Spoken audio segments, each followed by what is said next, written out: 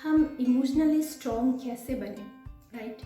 Question है, बहुत बड़ा क्वेश्चन कि हम इमोशनली स्ट्रॉन्ग कैसे बने। तो मेरा आपसे क्वेश्चन है कि फिजिकली स्ट्रॉन्ग होने के लिए हम क्या करते हैं, हमें क्या करना चाहिए।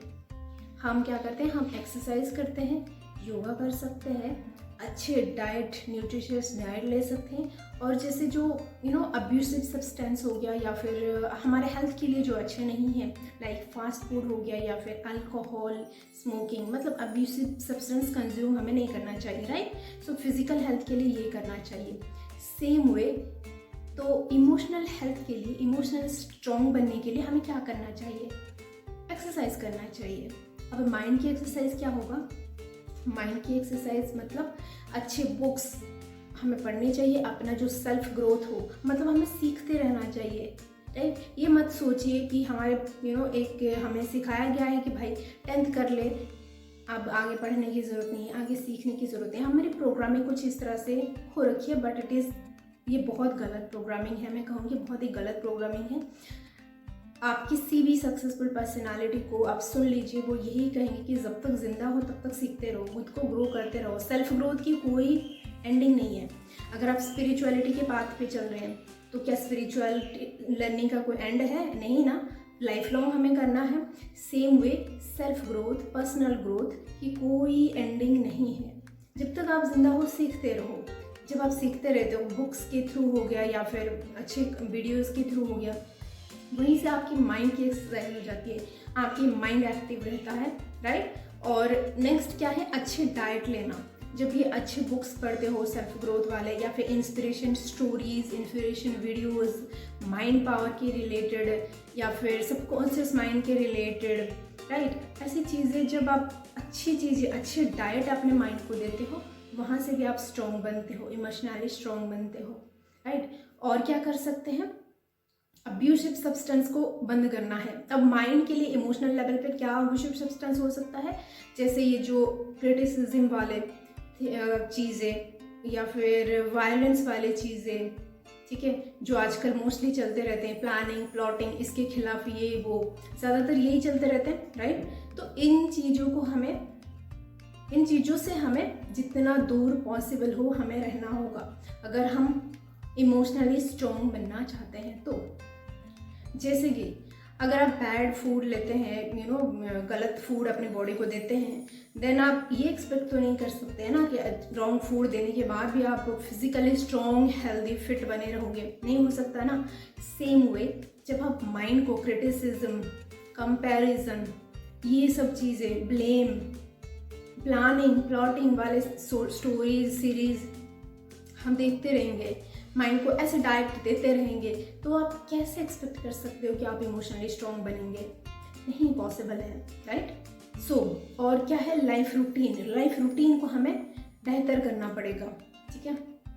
अब फिजिकल हेल्थ के केस में रूटीन क्या होता है, may be daily exercise habit हो सकता है, अच्छा खाना खाने का हैबिट हो सकता है।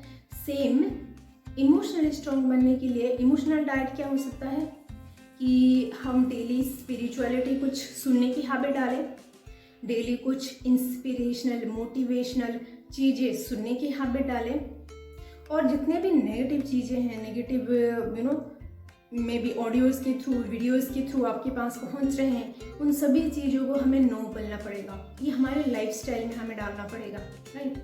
सो इसी से ही हम स्लोली, इवेंचुअली इमोशनली स्ट्रॉन्ग बन सकते हैं, ओके? अब इनसे फ़ायदा क्या होगा, इन चीज़ों हैबिट्स को फॉलो करने से फ़ायदा क्या होगा? एक तो आपका अवेयरनेस लेवल बढ़ेगा, एक्सपैंड होगा।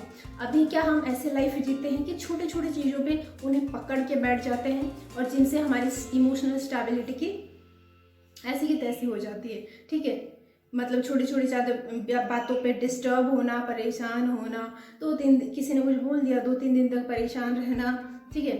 बट जब आप बड़े पिक्चर को देखोगे, आप जैसे डेली नॉलेज ले रहे हो, आपका अवेयरनेस लेवल धीरे धीरे एक्सपैंड हो रहा है, बड़ा हो रहा है, आपको ये समझ हो रहा है कि दुनिया में सीखने के लिए, करने के लिए, एंजॉय करने के लिए, फील करने के लिए बहुत सारी ब्यूटीफुल चीज़ें हैं। तो मैं कहाँ इन छोटी छोटी चीज़ों पे उलझी पड़ी हूँ, राइट?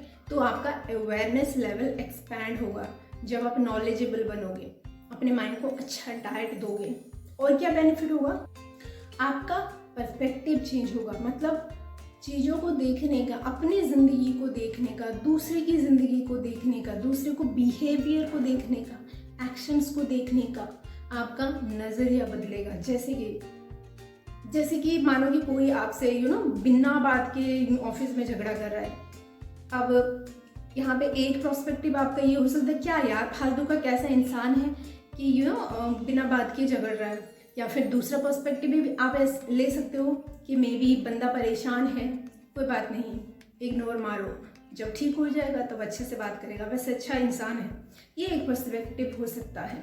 तो जैसे आप नॉलेजेबल होते हो, नॉलेज लेते रहते हो पॉजिटिव क्वालिटी के, तो आपका चीज़ों को देखने का आपका जो पर्सपेक्टिव है वो चेंज होता है। ठीक है, तो इन सभी चीज़ों से आपका जो है इमोशनली आप स्ट्रोंगर बनते जाते हैं। ओके, एंड मैं जानती हूँ कि कल से ये सारी चीज़ें नहीं हो पाएगा, एक दिन में कुछ नहीं चेंज होता।